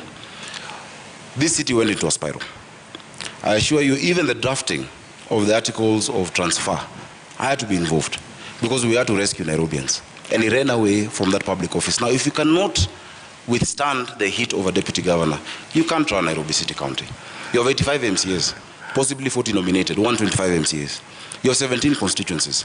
If just one Mike Sonko made you run, tomorrow matatus will strike. The next day, hawkers will be on the street. The next day, and you're trying to run this county by being popular, it will not work. Again, as I've said, it is really unfortunate that the only card they had was to try and stop me from being on the ballot. I want to tell you, to wake up, smell the coffee. On the 9th of August, I'll be on the ballot for governor of Nairobi City County, and on the 25th, we shall be sworn in. Because Nairobians can see through the game. And the documents he's talking about, for instance, in fact, they're part, and I don't want to wade into sub judice, but they're forged documents. They actually forged documents in court by them. They have tried to... Lakini huwezi kuthibitisha hilo, sio? Of course I can, because the signature there is not my signature. Lakini sisi kwa sababu hatuna hizo stakabadhi, hatutakuruhusu kuzitumia. Tuachie hapo, lakini wacha nijieleze, naona dakika zinaenda. Utanipa nafasi nzuri nijieleze. Mimi nimehitimu na nimesoma na nimesimamia watu wa Nairobi. Jina lako ni SAKAJA? Not just in fair weather. SAKAJA ni jina lako halisi? Nafikiri mlialika SAKAJA. Jina lako ni Zubeida. Niko hapa kuuliza maswali, uko hapa kujibu, naomba. Ukiuliza swali ambao kama watu wa Nairobi wanasema itoshi. Mwenzako amekuuliza swali. Kwa sababu uko hapa kujibu, ndio sababu tunakupa nafasi kujibu. Jina lako ni SAKAJA. Out to the issues Nairobians are facing instead of trivializing this debate as to what my name is, honestly. My name is Arthur Johnson SAKAJA. I'm the senator of Nairobi and the incoming governor, God willing, on the 9th of August. Asante kwa kujibu. And I want us to talk about water. Let's talk about the poverty our people are facing. Let's talk about sorting out mobility and transport. Let's talk about sorting out our children in school. Let's talk about the issues of the people. And the rest of the games being played by the state and our opponents can then have their way. Because Kenyans have seen. In fact, I want to give you full reassurance. Just yesterday, a few of the government administration officers have called me saying that they're being coerced into supporting the candidature of my opponent, and they have refused. Chiefs have refused. Well, we can't have refused. We can't quite verify that. That's I can verify your that, word. but you should also be able to verify the questions he has. I have 16 seconds. That's your word on that. But he said, and you didn't quite respond directly to it. To what At the moment, I'm quite clear, Senator SAKAJA. Thanks, Mark. At the moment of reckoning, when there was questions over the leadership of former governor, the moment of impeachment, Let me explain how you Senate walked works. away. Let me explain how Senate works. It's my question. Sure, go ahead. When you go to the Senate, I've seen one of the candidates here. There are 3 buttons to press when you have to vote. You either press yes, you press no, or you press abstain. For you to run away from the vote in the Senate, you actually walk out. You don't press any. Meaning to abstain is actually a vote, and it's a statement that you make. The tradition, because Parliament is ruled by the standing orders, by traditions and by precedents, and the past jurisprudence that has been set in the Senate. When a matter comes regarding your county, you're supposed to prosecute your position on the floor and then let others make the decision. Because if you vote yes to impeach a governor, of course it shows your conflict of interest. Because you want also to be governor. Then it shows that you're putting a man down. And let me tell you, Kenyans have grace. No matter the ills of Governor Mike Sonko, or whoever else would have been there, you never kick a man when he's down. So when you press yes, you've displayed your conflict of interest. If you press no, it means that you're actually abetting and agreeing with what he has done. And so the tradition from 2013, when an impeachment has been brought to the Senate, is the senator of that area actually abstains on that vote. I'd have had the luxury of walking out and not being there for that vote. It's a decision I would take again if it came to me. And I'm proud of the decision I made. You had a point to raise on that earlier. I want to come in and say, yeah, it's true. Don't kick a man when he's down, but I have a better statement. Don't kick a dead dog. I don't understand why you'd call the former governor a dog. No, it's not the former governor. It's you I'm talking about. Lakini naomba IGATHE. I don't want to kick you. That's why I'm asking. IGATHE, and you had me. Naomba, you had me earlier. Naomba unisikize dakika moja, sekunde moja. Tafadhali tusitumie lugha ya matusi wakati wa kudhalilishana katika mjadala. Wacha niseme hivi. Let me say this. Not kicking a dead dog is actually an English phrase, it's not an insult. It's to say, don't go for somebody when he's down. And I already said, I want to meet him on the ballot. I want to meet my competitor. I want to meet my competitor. I truly want to meet my competitor on the ballot. But I want to remind him that uttering a false document is one of the laws in this country that does not. It is one of the things in this country that you're not fined for. you are taken straight if you are found guilty. And that is for the investigative capacity. We didn't come to do that here. All I'm telling Kenyans... That is an allegation. Can I finish? That you're allowing to what the Constitution wants is a competent governor, a capable governor, a governor with a character. Ask yourselves, who amongst two of us can you trust? It also wants a governor who will stay in office for 5 years. All right. You said earlier you know who the cartels are. Enumerate them, put them on notice on how you're going to deal with this. Earlier when you were talking about the cartels. The cartels of Nairobi have persisted for 4 decades. Who are they? You said you know. It is a clique of people who have choked the city, and especially the biggest symptom of cartel behavior is in the situation with garbage collection in the city of Nairobi, the situation with pending bills, the situation with suppliers in the city of the county of Nairobi. We need to look at suppliers in the city, in the county city of Nairobi, and ask ourselves, who are they? Do they meet the threshold of our public procurement laws, procedures, and regulation? And I want to ask Kenyans to read Auditor General Nancy Gathungu's reports to really see what I'm talking about. Errors and omissions, the statement of assets and liabilities of Nairobi City County, the statement of cash flow, the statement of appropriation, recurrent budget, and development budget. When you read that statement, she's actually saying these numbers don't reflect the fair data of proper financial practices, proper HR practices. And that is where you see the name of the cartels. And only a president who is running on an anti-corruption platform like Raila Odinga can tackle this issue. And people who have been stood up to scrutiny. I have always been an employee. I've always been audited. I have never taken a shilling that does not belong to me apart from my salary. Na kabla tuvuke kwake, ulikuwa naibu gavana katika kaunti ya Nairobi kwa takriban miezi 6. Katika muda huo ulijukumika vipi katika kuwakabili hawa cartels, hawa walaghai, hawa watu ambao wana kwanza walaghai tulionana nao kwa sababu for the time when I was a governor, Nairobi City County moved its revenues from the 18-12 million we used to find to 100 million levels, 120 million a day. You're never a governor. When I was deputy governor, I was in the governor's office. Thank you. For that period when I was a deputy governor, that is what was going on. And we started to pay salaries on the 25th of every month. There was also remission of all statutory deductions. When I was there, I started the titling program for Nairobi to give title deeds into Nairobi. That process has taken 5 years, is now being completed as we speak. When I was there, I formulated and changed the management of Nairobi City County Water, the Nairobi Water and Sewer System. The new existing chief executive and their team came in. So there are a couple of things that we did within those 6 months. So we had some achievements, and I want to assure you that we'll accelerate them when we come to office, when you vote for us. Kama seneta unakubaliana naye kwamba waliweka mikakati ya kuweza kukabili hawa cartels na kuweza kulinda rasilimali za kaunti ya Nairobi? Kwanza nafikiri vile amesema vile alikuwa alianzisha na ikakamilika bila yeye. Inamaanisha Nairobi haikumuhitaji. Kwa sababu it's just demonstrated that even whether he was there or not, it happened. I think if you stayed true and didn't quit and run away when things got hot, maybe things would have been better for the people of Nairobi. We'd never know. And unfortunately, we'll never get to learn. Cartels are a lazy word. It's a word used by lazy leaders who fail to master the courage and the guts and the resilience to deal with corruption. That is what cartels are. Cartels are a weak excuse. Because all of these are human beings. If you say you know them, and even here, just at this debate, you're afraid to name them, yet you said you knew them, you will not deal with them. If you know them, name them. Kwa hivyo huamini kama seneta kwamba kuna cartels katika kaunti ya Nairobi? Sio cartels. Ni wanabiashara ambao, the first way not to be, to have cartels in Nairobi is to refuse to be part of that system. Lakini kama unaogopa hata wezi wasema, kesho wakikutisha utajiuzulu tena.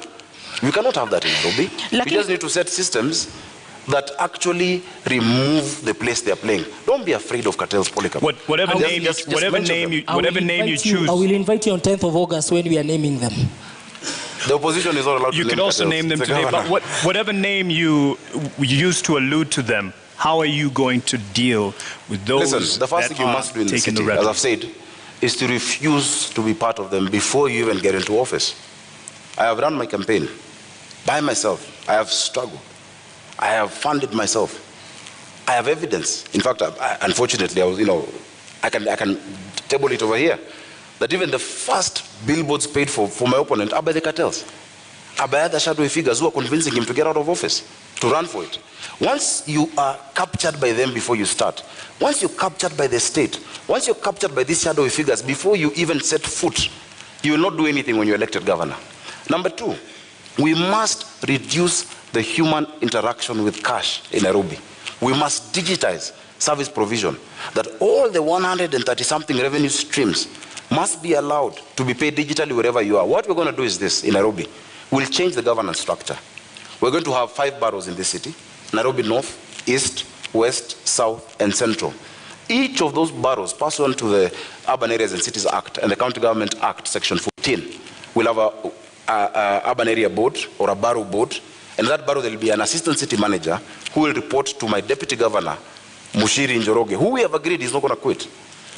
They will report to Mushiri Njoroge, and Njoroge Mushiri is going to be the chief city manager. Now, once you localize them to an area, that these few sub-counties, these are how we'll deal with garbage, these are how we'll deal with water, these are how we'll deal with education and all those issues, then you reduce the capacity of that corruption. Naam, Bwana IGATHE, unakubali muda wako umekwisha, samahani Seneta. Bwana IGATHE, unakubali kwamba mapendekezo anayotoa ndio yataweza kukabili wale ambao unawaona kama cartels katika kaunti ya Nairobi? Samahani, muda wako umekwisha Seneta. Naomba muda wako umekwisha, tumpe nafasi aweze kujibu. Mambo ya Nairobi ni mazito.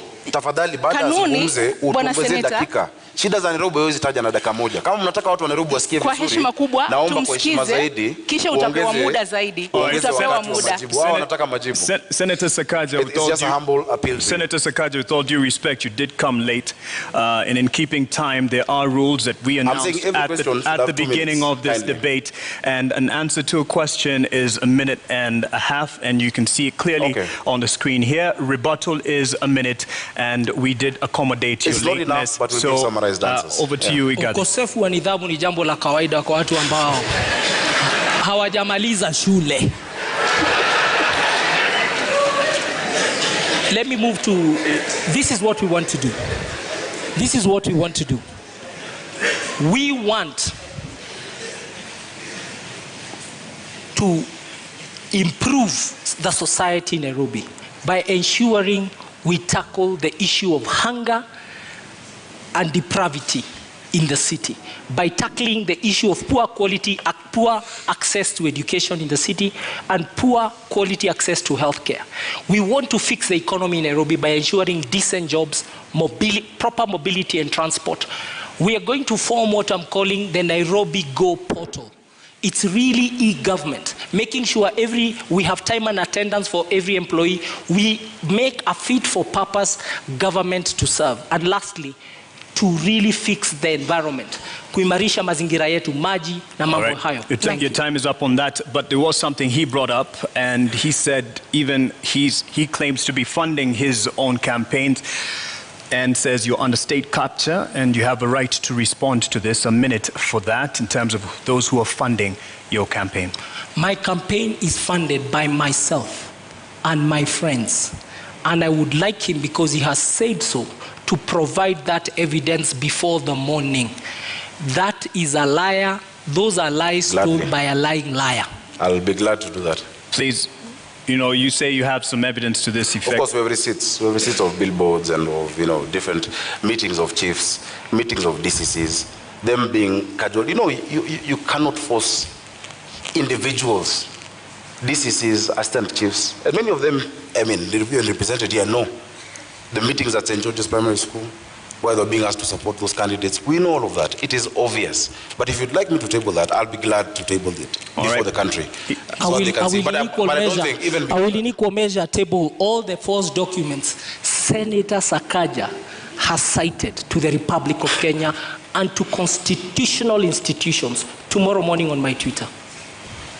All right, tomorrow morning there's a lot of news to look forward to, and do you agree? And then you will know what we are facing. Because the contest on 9th of August is a simple contest.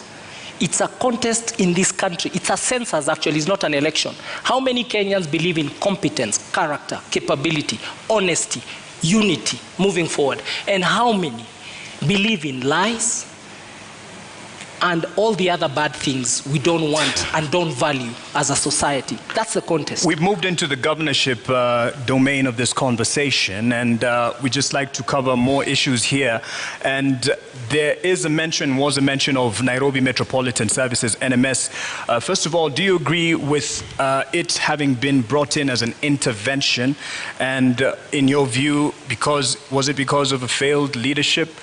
No, I celebrate the Nairobi Metropolitan Services, the NMS and General Body and his team have done a wonderful job. And it was a creature of the law.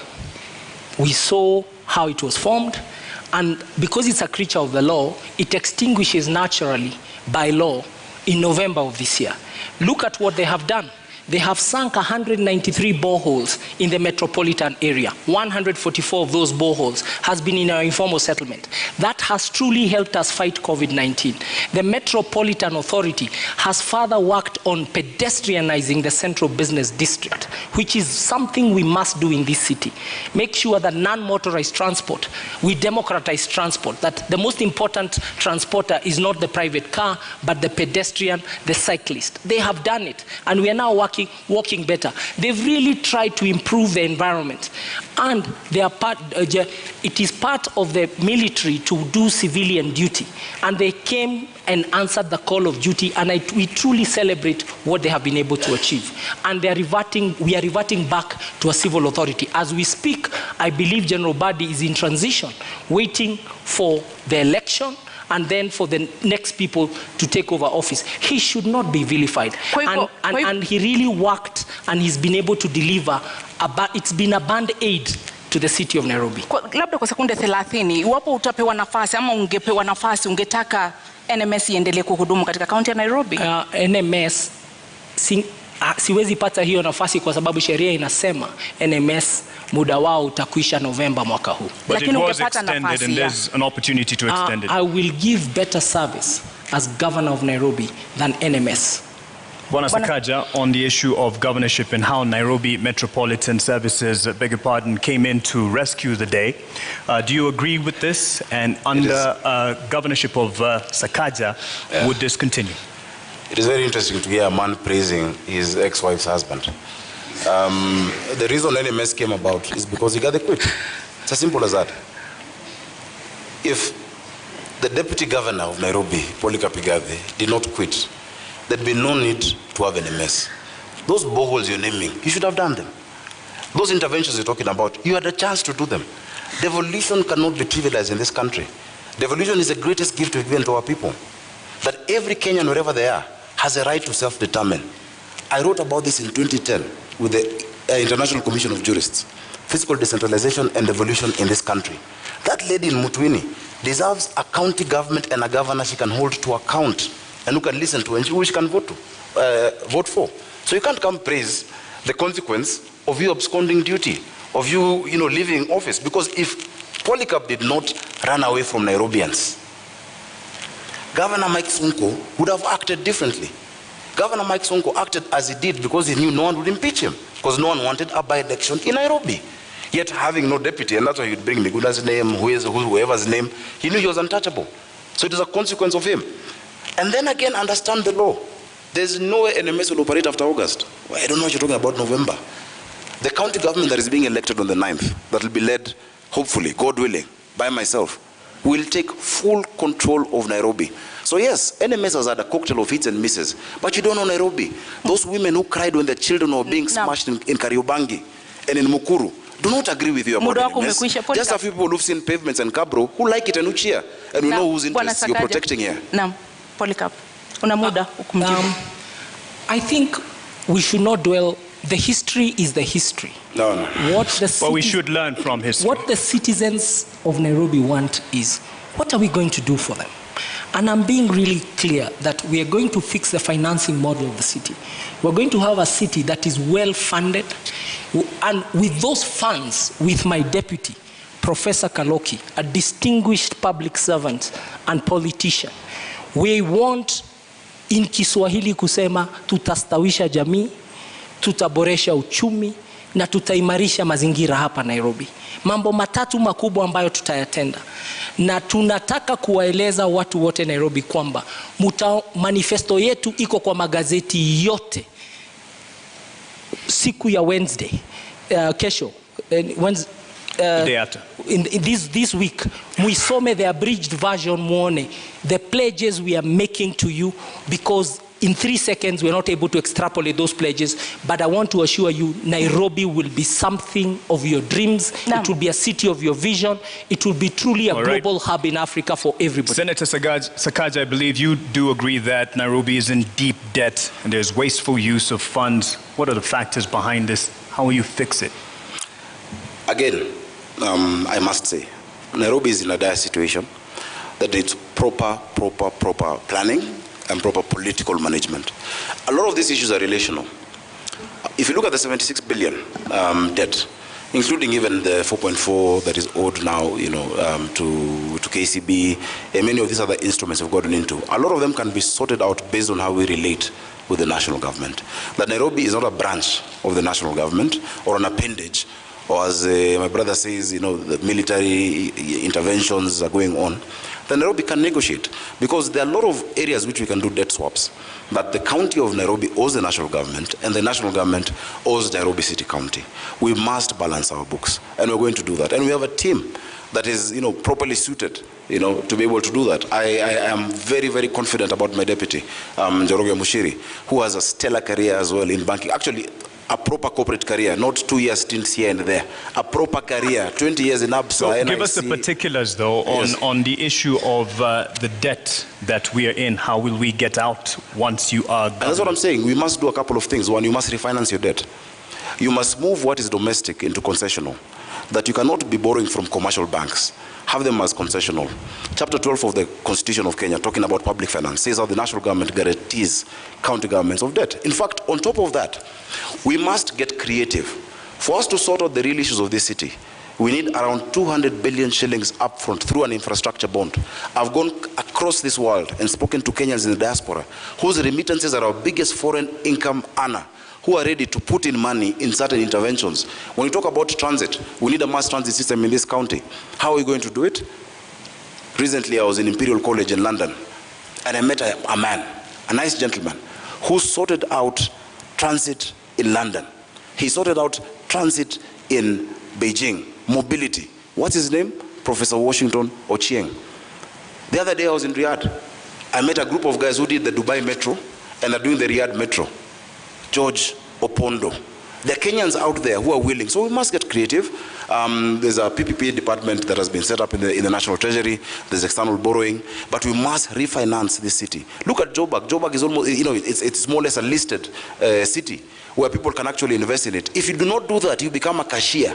That you're receiving money, you only pay salaries. You will not develop Nairobi unless you get creative in how we actually, you know, structure our financing model for the city. So we're going to restructure the debt, move to concessional loans, re-amortize some of those payments to longer term, and have an infrastructure bond for Nairobi City. Many Kenyans out there are going to put in money on our transit, on our water, and our basic infrastructure. Bwana Polycarp, utakabili vipi matumizi ya mabaya ya rasilimali katika kaunti ya Nairobi, ufujaji wa fedha na madeni ambayo sasa hivi yanaangamiza kaunti ya Nairobi?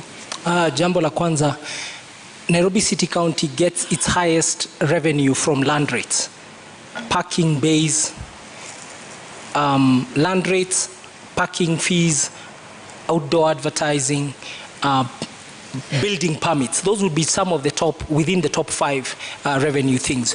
And what we are going to do is to make sure that we digitalize the collection of all that revenue, so that the leakage, we seal the leakage. Technology is one of the best things to overcome loss of revenue. And we are going to use technology in the public revenue management system.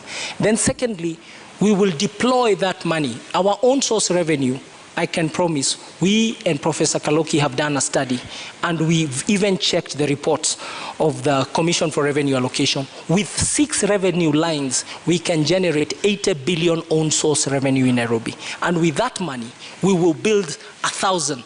We will join the government in building more schools, in making sure there's medicine in our dispensaries, in making sure that there is incinerators to burn garbage, that we start a leasing program for vehicles and equipment for the staff, and also to make sure we pay our staff the right salaries so that they are really motivated. We are very concerned about the welfare of Nairobi City County workers and all the workers of all affiliate bodies of Nairobi City County. Only motivated workers can deliver essential services, and that's what Nairobians want. And that brings me to the next issue, and that is the competence of the Nairobi City County staff, and you will both have an opportunity to respond to this. How will you address the competence or lack thereof, overemployment, cases of ghost workers, and the issue of productivity to make those staff workers, the workers of Nairobi City County, that they will deliver the services for the Nairobians? I'll start with you. Every employee of Nairobi City County, from the 10th of August, we shall have a performance agreement with them. We will bring back to life performance contracting. And that performance agreement means, what do they do every day? The few things they do every day to deliver the output Nairobians expect. And that output will be captured in a scorecard. So each one of us will have a scorecard and a performance agreement. The performance agreement is the input, the scorecard is the measure. And who will measure is the neighborhood associations. We're going to run Nairobi with the neighborhood associations as per the Neighborhoods Act. There is an act that demands the city is run in a see-through way, let me not call it transparent, that, and I want to use the analogy of an egg. The executive of Nairobi City County will be the yolk. Surrounding it will be the county assembly as the egg white. The egg shell will be the residents of Nairobi. Kwa sababu, we will not pay an invoice for a road or a broken sewer before the neighborhood association, say of Kayole, sends us a photo. So there's crowdsourcing. We are going to use technology and the cloud and a data center that can really be able to serve the city of Nairobi. And we shall decentralize services from City Hall. City Hall will be the headquarters of the corporate services. There is no use for a waiter, like I found a waiter, a restaurant, somebody working somewhere in Umoja, telling me they have to come all the way to CBD ati anakuja kutafuta food handler certificate. No. That right. Food handler certificate, they should be able to get it in Umoja. SAKAJA, I think you were tickled there again. Was a point to mention the cloud issue, but how will you address the staffing for Nairobi County? Unajua mavijana wa Nairobi wakisikia vile amesema hiyo story ya mayai, atasema anatubebaki mayai. Many of those ideas, really, you know, this is not equity, yeah? This is not corporate. You must take the bull by the horns and give practical solutions to our city. And let me give you an example. You're talking about, you know, one of the highest revenue streams, you know, being rates. Have you talked to us about the rate classification of those rates? Why is it that people in Githogoro are paying the same rate as people in Runda, which is just, you know, a doorstep away, yet they have Mabati structures and these ones have 5-star houses? You know, let's be practical, because that is what Nairobians want to be able to hear. Now, the sectional properties bill that was passed in Parliament recently prevents an opportunity. I've heard him saying he's done a study with Professor Kaloki. I know Professor Kaloki is a professor, and maybe that's why we've not been seeing you guys campaigning, because you're doing studies. But look at what KPMG has spoken about Nairobi, look at what PwC has said, and the CRA. It is not just 6 revenue streams that are going to increase how much we collect. Just the sectional properties realignment and the revaluation that starts in January 2023 is going to take us up another 50 to 53 billion shillings. Every other revenue stream then must be geared towards making Nairobians more productive. The NMS that you praise has been going around this city with GSU, harassing our traders and our hawkers, throwing them into, you know, those pickups, tetanus field pickups and roadworthy. By the way, on the 9th, if you're listening and you're a scrap metal dealer, come to City Hall. Revenue has gone down to 7 billion. Why is that? Because you're not explaining to the people of Nairobi the services you're offering with the money you collect from them. We will have a people-centered leadership. Cloud is a tool. Na muda umekwisha. Your focus must be on the people you're serving. You can't be. Muda umekwisha bwana seneta, lakini umekuwa seneta wa kaunti ya Nairobi. Umewajibika vipi katika kuona kwamba pesa za kaunti ya Nairobi zinatumika namna inavyostahili, hakuna wizi, hakuna watu wasiofanya kazi ambao wanalipwa? Umekuwa seneta, wewe ndiye macho ya kaunti ya Nairobi. Umewajibika vipi? Hapa mlifanya utafiti. Umewajibika vipi seneta katika kuhakikisha kwamba pesa za kaunti ya Nairobi zimetumika vyema? My time is counting while you're talking. Kama mlifanya utafiti, ungeona zile report ambazo nimewasilisha, zile miswada na hoja ambazo nimezileta kwa bunge. Hapo kati ya hizo miswada na hoja, kuna ile ambayo inaitwa prompt payment bill, ambayo pia wale wengine walijaribu kuweka katika mswada wa BBI walikuwa wanaleta. Ilikuwa nimeshapitisha kwa bunge.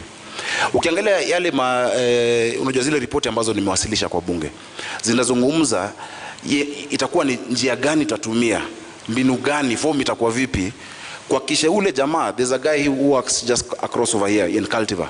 He's called Fred. He's one of the procurement people. Akona wines and spirits Buruburu. Anasema kwamba wakati akiwa job anasikia hawa watu wa NMS na GSU wamekuja, in their WhatsApp group they tell each other that hawa watu wamekam. Kuna wimbo wanasemanga walikam na kinini, vijana wa Nairobi wanajua. Wamekam na Subaru. Na wakikuja hapo they tell each other in the WhatsApp group, they close all the shops.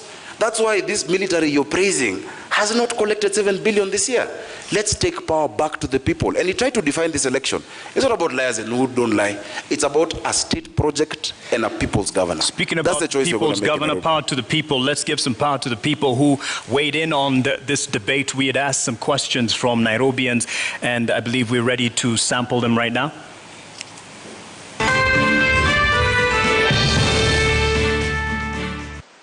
My name is Masi Masila Achola, an executive program leader with the Maxwell leadership team and also serving in the Kenya Daima Steering Committee. My question to the Nairobi gubernatorial candidates is, if elected to office, could you share with the residents of Nairobi what can we expect from you in your first 100 days in office?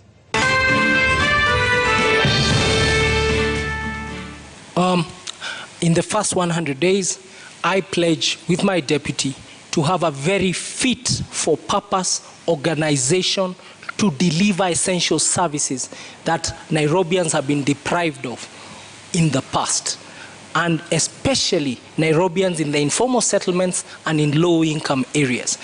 And therefore, there will be Executive Order number 1 that establishes a good government, a coherent government, and a government where the deputy governor has clear responsibilities, a government where the governor himself has clear responsibilities, and where we work as partners, him playing to his strengths and me playing to my strengths, but a proper cabinet. Also, we promise you a proper cabinet that is fit for purpose, and the purpose is essential service delivery. The people watching us at home, actually, they just want services. They want water in their taps. They want garbage collected. They want storm drains covered. They want pedestrian walks repaired. They want markets made. They don't want to continue selling on the roadsides.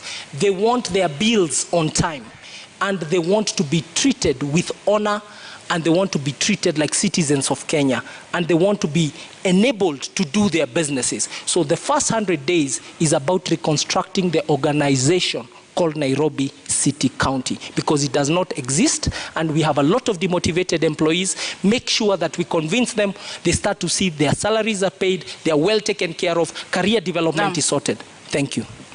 Thank you. I want to thank the lady from Maxwell for that question.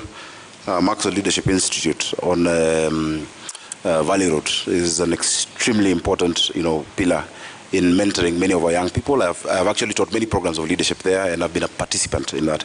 I think when she asked 100 days, maybe what she wanted to hear from me, Polycarp, was just to say, I will not quit fast, as the beginning. Thanks for answering for me. Go ahead. Please keep reminding people, because people are afraid to watch a comata. But secondly, I want to say this. In the first 100 days, I've said that you will not sort out Nairobi using quick fixes.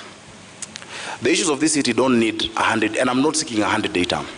It's not quick fixes or bandage solutions that will sort it out. We have a 10-year vision and a 5-year vision with milestones. But in the first 100 days, what we're going to do, number 1, is to implement the Urban Areas and Cities Act together with Section 14 of the County Government Act to create the 5 boroughs that I'm talking about in Nairobi. That if the person in charge of garbage in Kayole does not need to think about Westlands, the person in charge of a road in Langata should have nothing to do with Roysambu or Marurui. Because that lack of accountability, when you ask them, okay, mbona hapa kuna takataka, pole boss kulikuwa na sijui crisis in Mukuru. So we'll set up the governance structure that will deliver to Nairobians. That is the first task, and that includes the county assembly. The second thing that we're going to do is to implement the standing orders that we've actually been working on, even as I've been in the Senate, proper standing orders for the inspectorate. We cannot have people criminalizing business, chasing our hawkers, throwing sticks at them. They must have proper, like any discipline force, standing orders. And finally, we'll implement the one business permit. You can't have businesses with 10 licenses. Today there is fire, tomorrow there is war. It will be one license. And I will pay every other entity that needs to be paid from that one license that you pay in Nairobi. Bwana Polycarp, mmekuwa mkizungumza kuhusu tatizo la maji taka katika kaunti ya Nairobi. Awali ulitaja kuhusu cartels. Je, unaamini kwamba ubinafsishaji wa huduma hizi katika kaunti ya Nairobi utasaidia katika kusuluhisha baadhi ya matatizo ambayo yamekuwepo kuhusu usimamizi wa huduma hizi? Huduma za maji zimekuwa ni tatizo kubwa. Juzi nimetembea kule Ruai na muliona picha. Sikujua kuna mahali Nairobi watu beba maji bado na punda.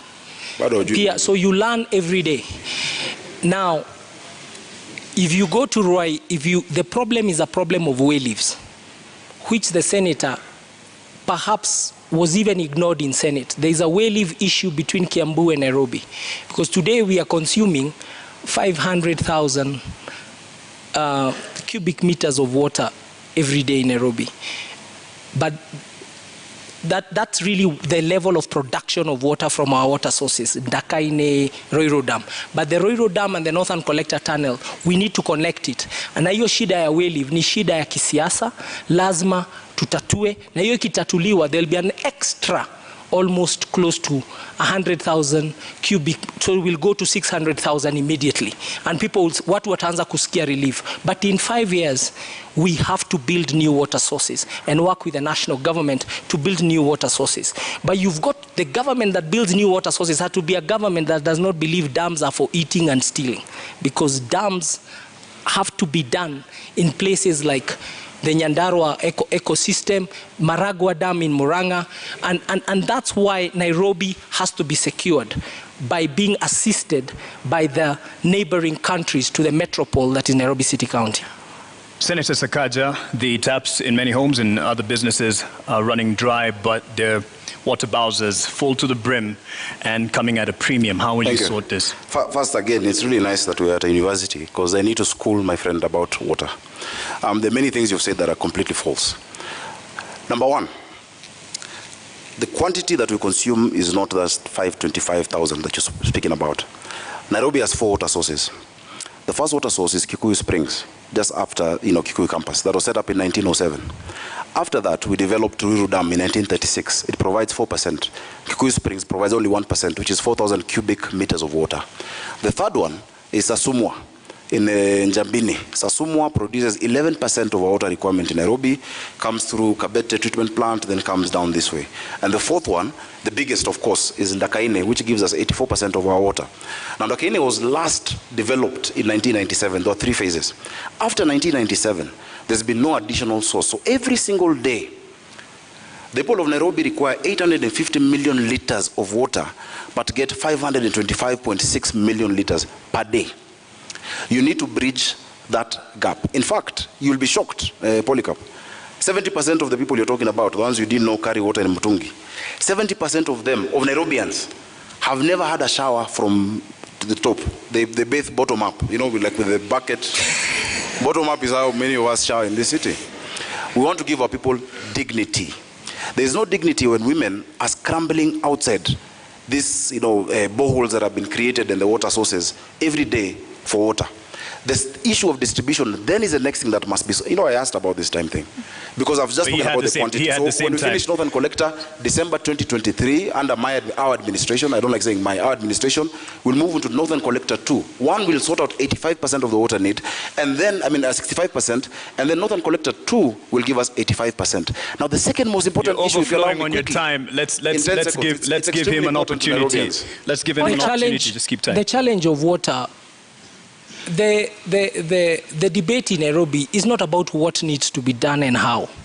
There is consensus that we are short of sources of water. it is who will do it, because you need to be trustworthy and you need to be capable to get it done. That issue of who is the most important issue in this election. And on the issue of water, for sure, the supply and demand, there's too little supply for very high demand. And the numbers are what it is. The metropolitan area, because Nairobi even supplies Machakos, the EPZ area, with water, the biggest challenge is new sources of water for the city county of Nairobi. And that is a task between ourselves and the national government. And thank God we have Martha Karua, the original champion of water as Minister of Water during Kibaki's time. And she understands the task, and we are ready to work with her in Nairobi. For Nairobi, it will be a responsibility. On to housing, a majority of Nairobians live in informal settlement. I just want to cover as much as we can. And a majority of the populace here live in informal settlements. And how are we going to change this housing demand and give quality housing and other services for Nairobians? I'll start with you. Thank you. I'll just take the same time to finish on water. I've heard him mentioning Martha, earlier he mentioned Raila. These are people we all, we know and we've worked with many years. Don't run away and hide behind them when you don't have the point. Just say the point as it is. Because Nairobians are electing you to be governor of Nairobi, not Martha Karua, not Raila Odinga. They're electing you. If they elect you, if they make that decision, which I know they will not make. You must sort out the distribution issue of water, because water goes hand in hand with housing. So I've spoken about the quantity. And it's not about waiting for an angel from national government to do it. Already we're at 90% with the Northern Collector 1. The piping has been, or rather the tunneling has been done. The piping is at 34%. This side from Apro Isambu, coming from Kiambu Institute of Technology to USIU, moving down, is already going on. We have so many areas that do not have piping. I've never had piping in Nairobi. There are people who actually build houses across what were the physical levers. They shut it down, they collect water, and then you see these bowsers moving around the city labeled clean water or NMS. That will come to an end using SCADA technology. Where as governor, I'll be able to see on my phone, Mali wamekata maji. Now, urban housing is a huge challenge in this city, and it's also something that the built environment has made people lack dignity in this city. The county government is not in the business of building houses. We shall facilitate the private sector through proper land tenure and giving them proper land of government to actually partner with them to build these houses. We can actually do it through the silo model, where you build and people move and come in there. Urban renewal is being resisted in Eastlands because of lack of trust of that institution or body that is praising here today. I wish you go there tomorrow and tell them what you said about NMS. Bwana Polycarp, maji ni mojawapo ya shida ambazo zinakumba wale ambao wanaishi katika mitaa ya mabanda katika kaunti ya Nairobi. Hasa ni mpango upi ambao uko nao wa kuinua na kuimarisha hadhi ya watu ambao wanaishi katika mitaa ya mabanda katika kaunti ya Nairobi na changamoto ambazo wanakumbana nazo? So first of all, the county of Nairobi in its own books owns close to 532 hectares of land. On it sits 12,000 single dwelling units. Nairobi has to strategically densify, but that process requires proper public participation.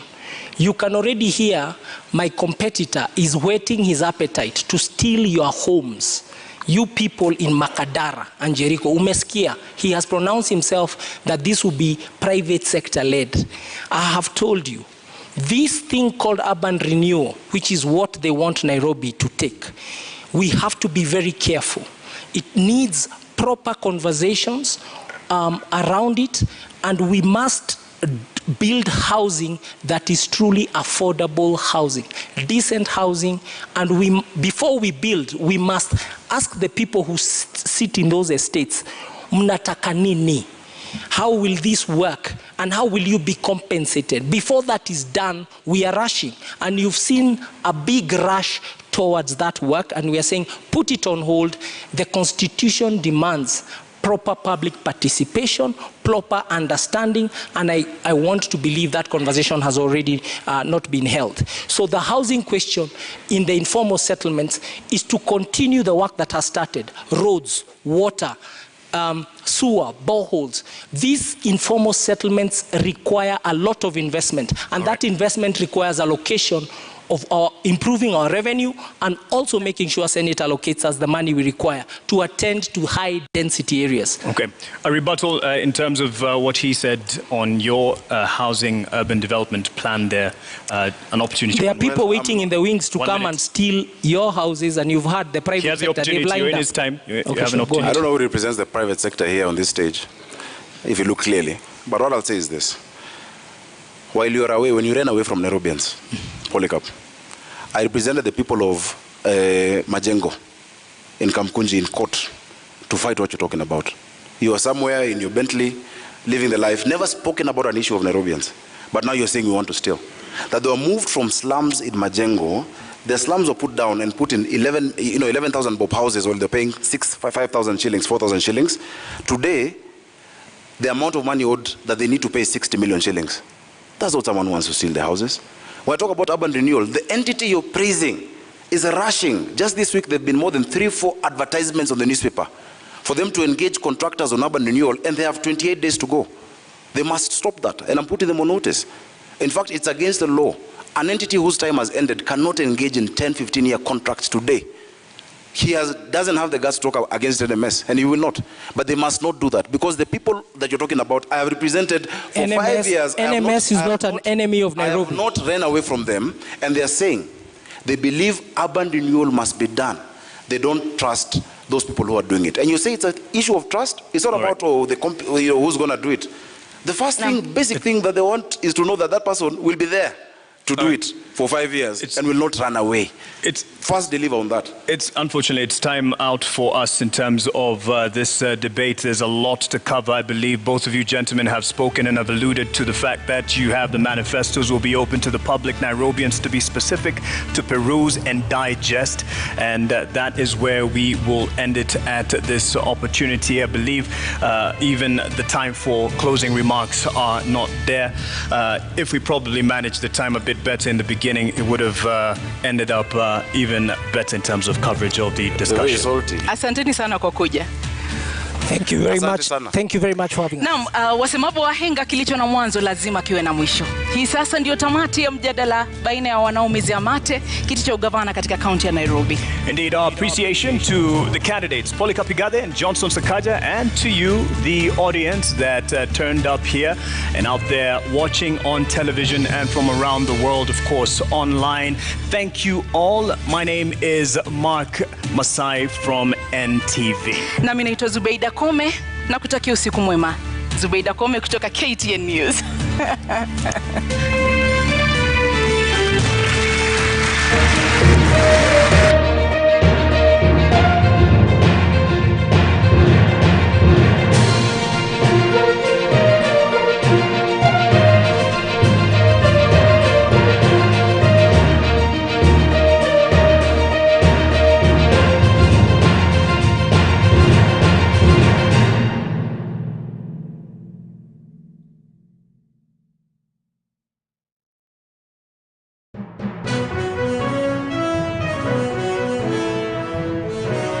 First ever Nairobi gubernatorial debate hosted by the Presidential Debate Secretariat has, according to many of my analysts here, lived up to its billing and set the stage for the other two debates. One that will happen next week, Tuesday, and the other the week after for the Deputy President's race and the President's race as well. I dare say if it's a debate you tuned in for this evening, I'm pretty sure it's one you got. The question is, however, a debate on what? Was it a debate on the issues that plague Nairobians today?